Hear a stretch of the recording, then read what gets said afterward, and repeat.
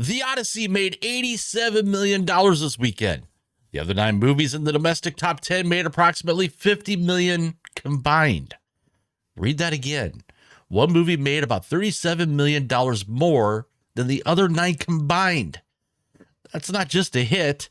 That is a monopoly with a marketing budget. And by the end of this video, you're going to understand why that number should worry Hollywood almost as much as it impresses Hollywood. Because The Odyssey did not save the movie business.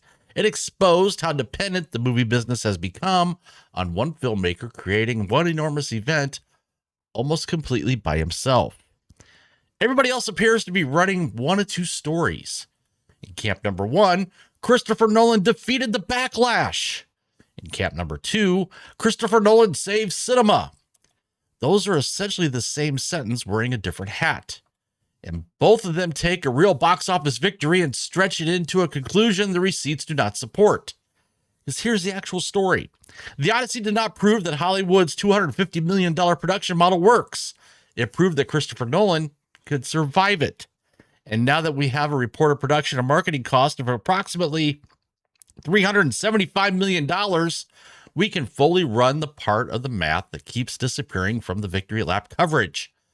Because $639 million in ticket sales does not mean Universal has collected $639 million. Not even close.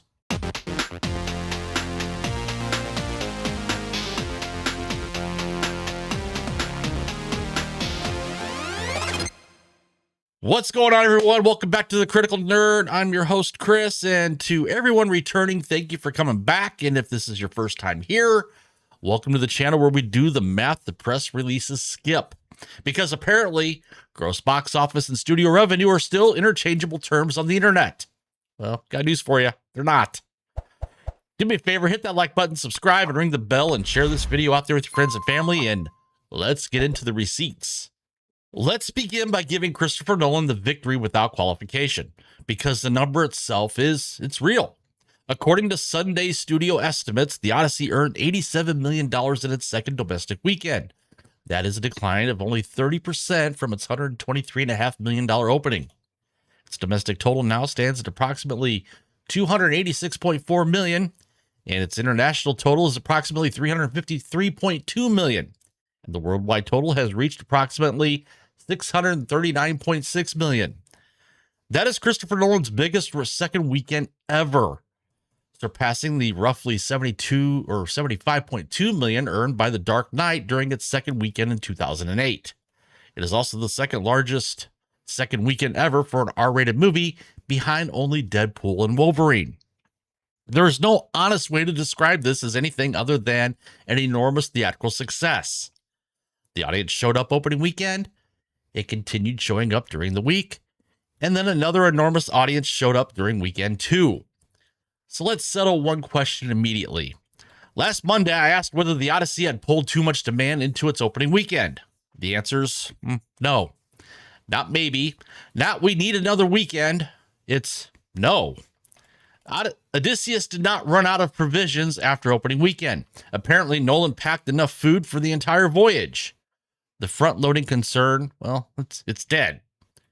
We could take it out back, give it a respectable burial, and allow YouTube to replace it with 6 new concerns before lunchtime.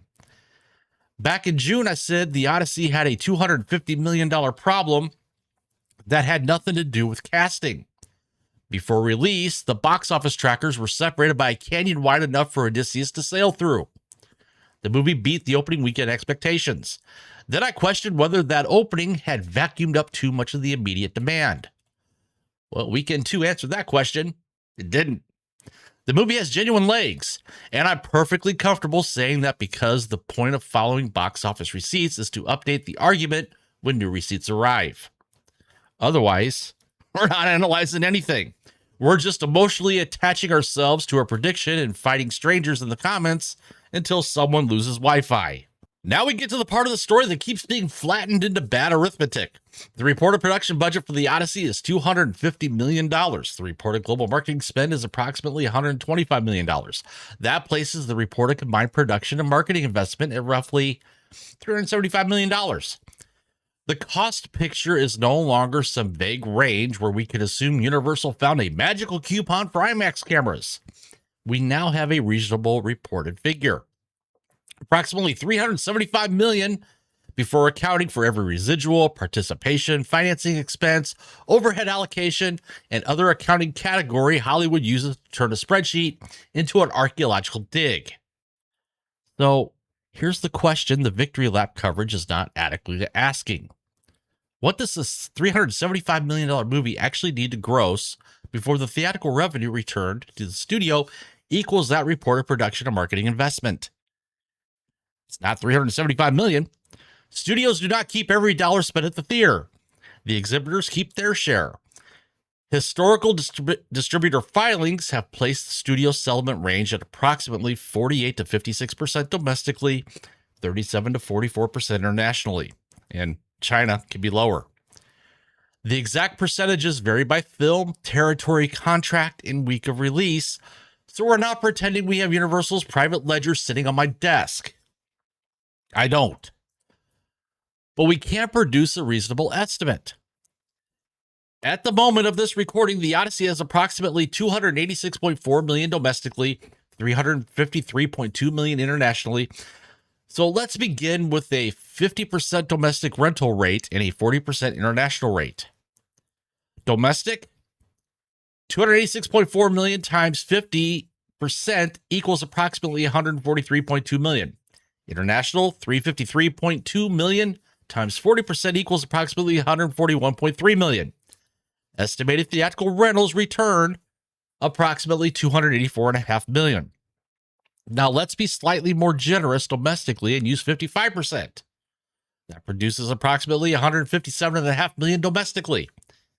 Add the estimated $141.3 million internationally, and the theatrical return becomes approximately $298.8 million. Estimated studio theatrical return, $284.5 to $298.8 million against approximately $375 million in reported production and marketing costs.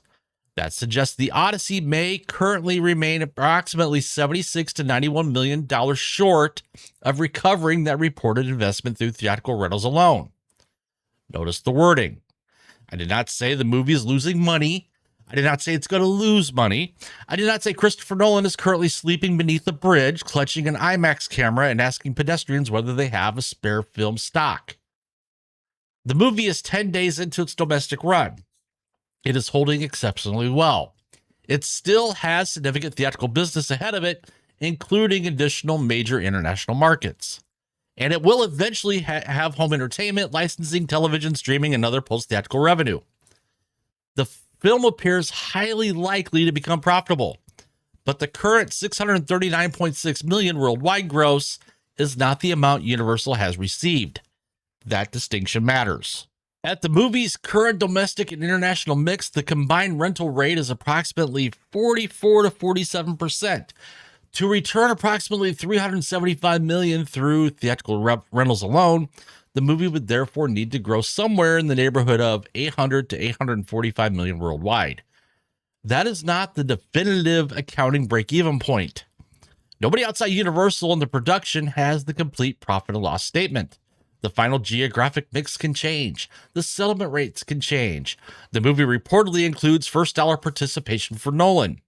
There are tax incentives, distribution costs, residuals, and financing expenses. There will also be a substantial ancillary, can't pronounce that, revenue after the theatrical window.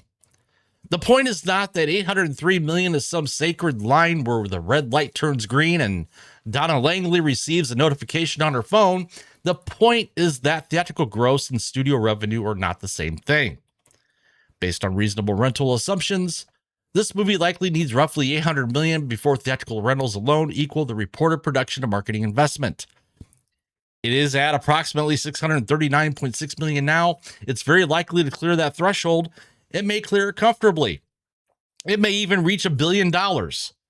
But recoupment appears likely after approximately $800 million in worldwide ticket sales. That's a completely different sentence from Christopher Nolan proved $250 million original movies print money. One of those is an expensive movie that worked. The other, it's a press release. Now we get to the receipt that matters most for the larger industry. The Odyssey made $87 million. The other 9 movies in the domestic top 10 made approximately $50.2 million combined. The next 4 movies were Moana with approximately $10.5 million, Toy Story 5 with approximately $10 million, Hades Town, the musical, with approximately $9.7 million, and Minions and Monsters with approximately $9.6 million. The Odyssey represented approximately 63% of the top 10 gross. It also represented roughly 62% of the entire reported domestic marketplace for the weekend. One movie did nearly 2/3 of the business. There are 2 ways people are going to read that. The first, this proves theatrical still works and audiences will show up for the right event. Well, that's true. The second, Christopher Nolan single-handedly saved cinema. That is where the argument loses contact with the receipt. Because one man saved an industry is not a healthy industry story. It's a dependency story. There was no major new studio-wide release position against the Odyssey this past weekend. The other studios effectively conceded the field. So Nolan did not merely beat the competition barely arrived. A healthy theatrical marketplace does not require one movie to outgross the other 9 movies in the top 10 combined. That is not resilience. That is dependency. If the Odyssey had collapsed this weekend, there was no other movie waiting to carry the market. There was no second event. There was no safety net. There was one enormously expensive movie doing almost all the work. That proves Nolan created a legitimate theatrical event. It does not prove the movie business has healed itself. Those are 2 different claims. And throughout this week, a lot of coverage is quietly swapping one for the other. While we're discussing cost structures, let's talk about the smallest big story of the weekend. Hades Town the musical earned approximately $9.7 million from 1,949 theaters. This was a filmed capture of the stage production featuring returning principal cast members released as a limited 5-day theatrical event. And nearly $10 million for a filmed stage production is an exceptional result. Now, we do not have a reliable public production and marketing budget for Hades Town, so I'm not going to stand here and declare that it was definitely profitable by Sunday night. That would be doing exactly what I criticize other people for doing. But we do know that a cost structure is fundamentally different. It did not require a $250 million feature film production. It did not need global location shoots across multiple countries. It did not need an enormous conventional tentpole marketing campaign. It captured a production that already existed and converted a loyal theatrical audience into a limited movie-going event. That is a much leaner model. Nobody should write a headline saying, Hades Town outperformed the Odyssey, because it didn't. They are operating at completely different scales, but the comparison demonstrates something Hollywood often ignores. Revenues matter. Margin also matters. A movie earning $87 million on the weekend is obviously larger than a filmed musical earning $9.7 million. But a project does not need to dominate the culture to represent a smart theatrical investment. Sometimes the smaller win is the one exposing how unnecessarily expensive the larger business has become. The villain here, it's not the Odyssey. The villain is the modern tentpole cost structure.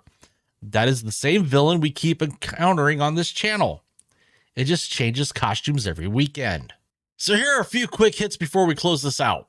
Moana, the live-action Moana added approximately $10.5 million in its 3rd weekend, bringing its domestic total to approximately $102.5 million. It's a respectable hold. It does not materially change the cost concerns we have already discussed around that movie. Same story, smaller weekend number, moving on. Toy Story 5 earned another approximately $10 million domestically. More importantly, has now crossed $1 billion worldwide. That is a genuine global franchise success and another reminder that family animation remains one of the more reliable areas of the theatrical market, provided the studio is working with an established brand audiences still trust. Minions and Monsters had approximately $9.6 million. Again, another established family franchise continuing to generate business deep into its run. Nothing shocking, nothing requiring a congressional investigation, just a functioning franchise doing what functioning franchises are supposed to do. And then beneath those films, the numbers fall quickly. That is The Weekend.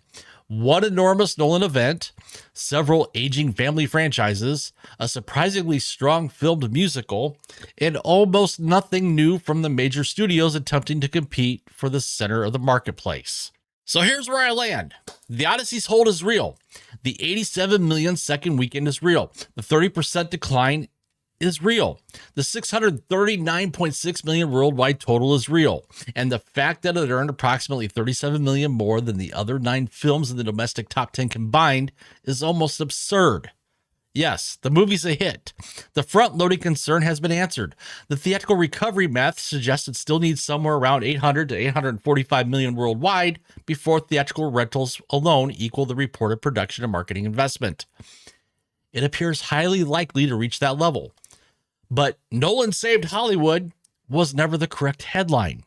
The correct headline is that Hollywood needed one movie carrying a reported 375 million production and marketing investment to generate nearly 2/3 of an entire domestic weekend. That does not prove the system works. It proves Christopher Nolan can overcome the system. Hollywood should not look at the Odyssey and conclude, we need more $250 million adult epics.